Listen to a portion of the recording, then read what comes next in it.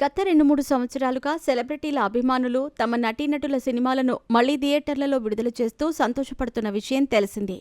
ఈ క్రమంలోనే మహేష్ బాబు 'పోకిరి' సినిమాతో మొదలైన ఈ రిలీజ్ చిత్రాల హవా ఇప్పటికీ ట్రెండింగ్ అవుతోంది.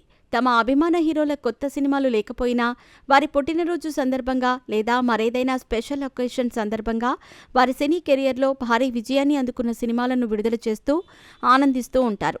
ఈ క్రమంలోనే మంచు విష్ణు కెరియర్లో బ్లాక్ బస్టర్గా నిలిచిన 'ఢీ' సినిమా కూడా రిలీజ్కి సిద్ధమైంది. 2007 ఏప్రిల్ 13వ తేదీన విడుదలైన ఈ చిత్రం సరదాగా సాగుతూ ప్రేక్షకులకు మంచి వినోదాన్ని అందించింది.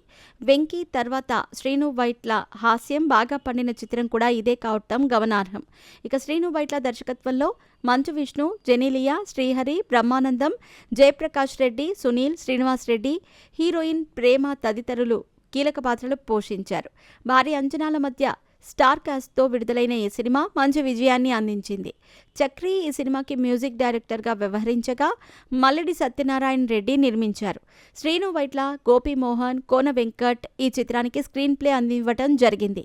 ఇదిలా ఉండగా మంచు విష్ణు భారీ బడ్జెట్తో తెరకెక్కిస్తున్న 'కన్నప్ప' సినిమా ఏప్రిల్ 25న రిలీజ్ చేస్తూ ఉండగా ఈలోపే 'ఢీ' సినిమాను రిలీజ్ చేస్తున్నాడు మంచు విష్ణు.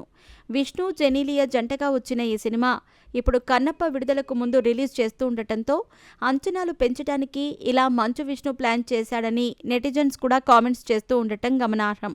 ముఖ్యంగా దివంగత నటుడు శ్రీహరి ఇందులో విలన్గా నటించినా తన కామెడీతో అద్భుతంగా మెప్పించారు.